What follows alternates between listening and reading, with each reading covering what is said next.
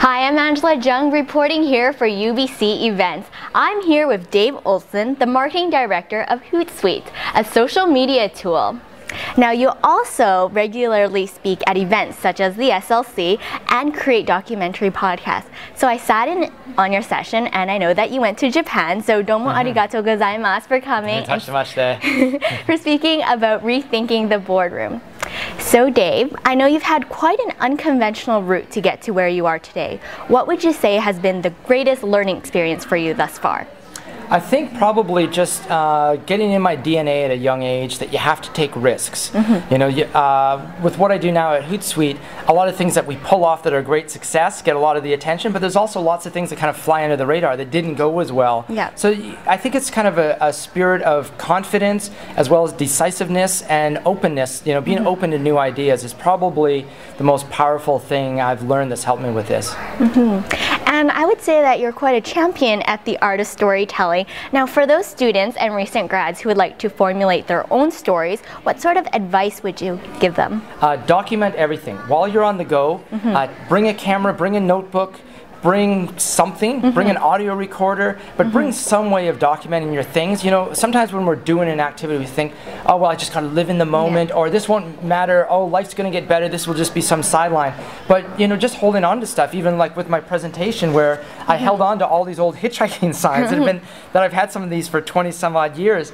Inexplicably, I'm not sure why I held on to them, but now when I look back and go, wow, it's amazing that I held on to these treasures because they kind of serve as signposts to take you back to a different way of thinking.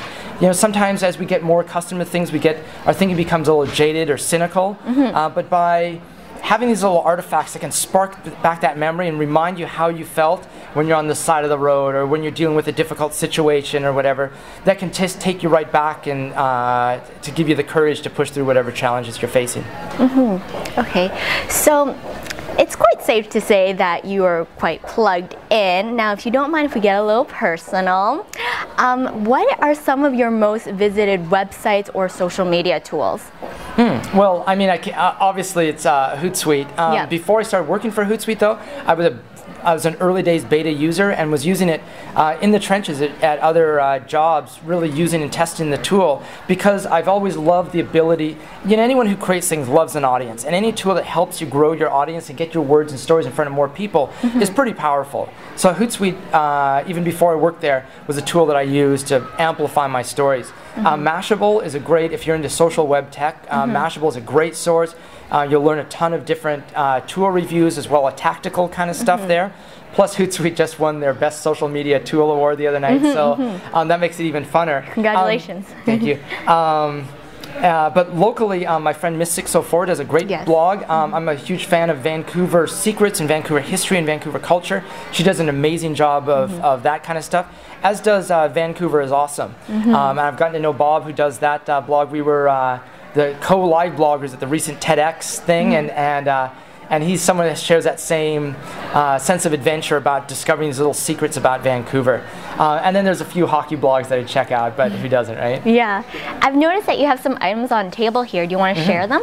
Yeah, well, you know, as I was getting ready for this talk, and I thought, like, I could go and tell about social media kind of tactics and tips and kung fu, but I thought, you know, that kind of stuff is really pretty easy to learn, so I kind of went deeper into the archive to tell these things that I learned from the road. So I dug into this file cabinet full of stuff that I keep on moving around, and I found some great old signs. That this has got to be 20 years old, and this one here was particularly cool because it's the Student Leadership Conference. And now I know why I held onto this sign. But just different things like, before I saw this sign that says "Take us to the White House," on the back I tried to make a sign that said Rhode Island, but you always have to. I still always have a Sharpie in my pocket ever since my hitchhiking days. Look at this! Look at this! Wazam! Don't leave home without the Sharpie. But I totally forgot about that whole story until I started digging through this stuff, and the fact that, you know, like, somewhere on the side of the road, I was like, ooh, what I can do is I can take this piece of box and I can make two signs out of it. And just little things like that, because it immediately takes me back.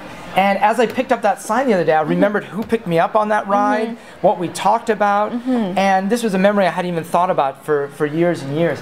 And I love maps, and I don't buy souvenirs or stuff when I go traveling. I like to travel cheap. I don't take a camera, so I don't have anything to lose. But this map here that I took with me hitchhiking around Japan, there's Shikoku down there where you stayed, and I remember now, like, oh, that's right. I went there, and I went there, and I went there.